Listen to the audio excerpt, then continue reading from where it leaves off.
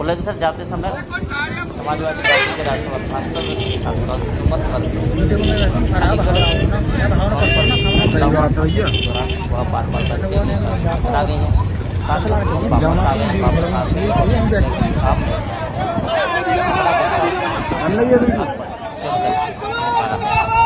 Samajwadi party के राष्ट्रीय अध्यक्ष श्री अखिलेश यादव जी के आदेशानुसार बुलंदशहर में एक सुनहरा स्थान पर बहुत तेज गति से थार गाड़ी ने टक्कर मारी, जिसमें एक महिला की मृत्यु हुई और 6 लोग घायल हुए। ये पूरा दलित परिवार था और न सिर्फ ये अकेली घटना थी बुलंदशहर में। मुझे बताया गया था कि ताबड़तोड़ 6 घटनाएं लगातार इस तरह की बुलंदशहर में हुई हैं जहां दलितों की बारात नहीं चलने दी गई, उन पर अत्याचार हुआ, उनको अपमानित किया गया। न सिर्फ बुलंदशहर में, पूरे उत्तर प्रदेश की स्थिति बहुत खराब। जगह जगह दलित लोगों को निशाना बनाया जा रहा है, उनकी नाबालिग बच्चियों के साथ बलात्कार किया जा रहा है, उनकी बारातें चढ़ने दी जा रही हैं, अम्बेडकर की प्रतिमा को तोड़ा जा रहा है। ये हकीकत जानने के लिए हम लोग वहां जा रहे थे बुलंदशहर। हमें गवाना टोल पे ही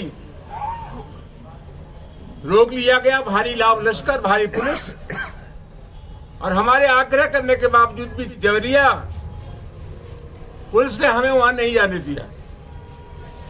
गवाना टोल से अलीगढ़ की तरफ 500 मीटर की दूरी पर तथाकथित करणी सेना के लोग वहां घात लगाए बैठे थे। हमारे और हमारे साथी जो गाड़ियों में थे उन पर ईंट पत्थर फेंके गए, टायरों से हमला किया गया, कई गाड़ियां क्षतिग्रस्त हुई और मैं आज अस्वस्थ हूं कि हमारे ऊपर यह जानलेवा हमला था। और ऐसा मुझे लगता है कि सरकार जानबूझ करके मेरी हत्या कराना चाहती है। 3 दिन पहले से जब ये तय था कि हमें बुलंदशहर जाना है, प्रशासन को पता था, खुफिया तंत्र को पता था, पूरे जनपद को पता था, हाथरस और अलीगढ़ को भी जानकारी थी। इसके बाद भी हमला एक सुनियोजित षड्यंत्र के तहत हमारे ऊपर किया गया। उत्तर प्रदेश की जिस प्रकार की कानून व्यवस्था की स्थिति है और जिस तरह के तत्वों को शय मिल रही है, संरक्षण मिल रहा है, उससे सही अनुमान लगाया जा सकता है कि स्थिति क्या है।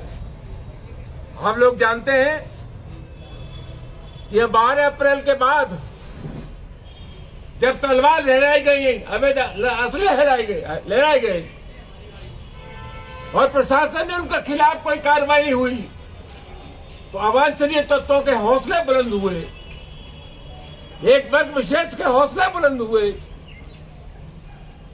कोई कार्रवाई नहीं की गई। प्रशासन ने जिन शर्तों के साथ अनुमति दी थी सभा करने की, उन शर्तों को तोड़ा गया। इसका सीधा सीधा मतलब यह है कि यह शासन निरंकुश हो गया है।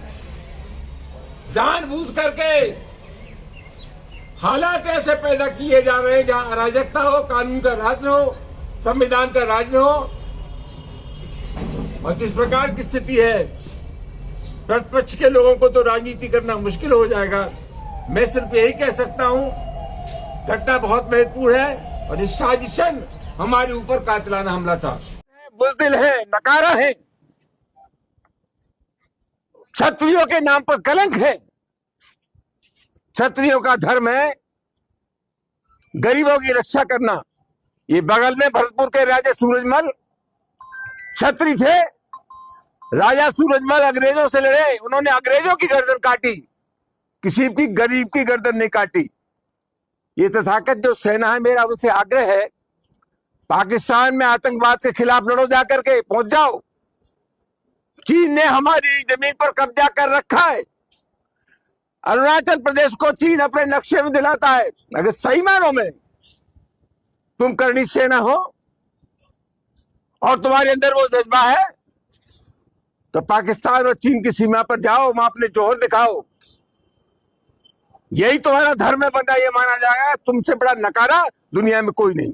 अच्छा, ये जो दलितों पे अत्याचार हो रहा है, आपका आरोप है कि सरकार में अत्याचार जो है बढ़ा है, इसके पीछे क्या कारण मानते हैं? सरकार की मानसिकता। मैं 50 वर्षों से ज्यादा राजनीति में हूं, मैं दावे के साथ कह सकता हूं कि सरकार में बैठे लोगों का जो आचरण होता है, समाज की शक्तियों का संचालन उसी दृष्टि से होता है। बाबा के लोग अंधे हो गए और उसी की वजह से दलितों पर निरंतर अत्याचार हो रहा है। आपके ऊपर जब हमला हुआ, क्या पुलिस की सुरक्षा नहीं की आपके साथ, या सहयोग नहीं मिला पुलिस का? मैं तो कह रहा हूं ना, छाप नहीं बना दिया गया था, हमें अंदर नहीं जाने दिया, हमें बुलंदशहर नहीं जाने दिया, सुरेरा जगह पर नहीं जाने दिया। वहां तो छाप नहीं बनी हुई थी, उससे 500 मीटर पहले अलीगढ़ की तरफ ये लोग हमला करते, वहां पुलिस का एक कांस्टेबल भी नहीं था। सवाल क्या है? सवाल यह है कि 3 दिन से हमारा प्रोग्राम था, सबको जानकारी थी कि हम अलीगढ़ हम बुलंदशहर जा रहे हैं। खुफिया तंत्र था, जो वातावरण बना हुआ उसके बारे में जानकारी थी, किस प्रकार के तत्व सक्रिय है उसको प्रशासन जानता था। इसके बाद ये घटना का घटना हुई, इसका सीधा मतलब है कि साजिश में राज्य सरकार शामिल है। एक सवाल लगातार है, समाजवादी पार्टी जिस तरीके से इस मामले को लेकर चल रही है, आपके ऊपर लगातार हमले हो रहे हैं, लेकिन समाजवादी पार्टी का मौन समझ नहीं आता, क्या कारण?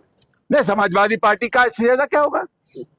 जब यह घटना हुई तो पार्टी के राष्ट्रीय महासचिव शिवपाल जी आए, प्रमुख राष्ट्रीय महासचिव अखिलेश जी आए, रामगोपाल जी आए, 19 तारीख को पार्टी के राष्ट्रीय अध्यक्ष अखिलेश जी आए। अब मैं आपसे जब बात कर रहा हूं उससे पहले इनका ट्वीट आ गया। समाजवादी पार्टी पूरी तरह से हमारे साथ खड़ी है, मैं पार्टी को धन्यवाद देता हूँ। अखिलेश यादव जब आए थे उसके बाद उपेंद्र राणा ने आपका फोटो अखिलेश जी के फोटो पर ट्वीट किया, लिखा कि जैसे रोए थे अखिलेश यादव की रोएंगे। क्या मतलब चुनौती है उनको भी कंडीशन की? यार किनकी बात करते हो? कुछ कोई सवाल ऐसा पूछो जो मेरे लिए बिलो डिग्निटी न हो। कौन क्या कह रहा है क्या नहीं कह रहा है, ऐसे तत्वों का मैं नोटिस नहीं लेता।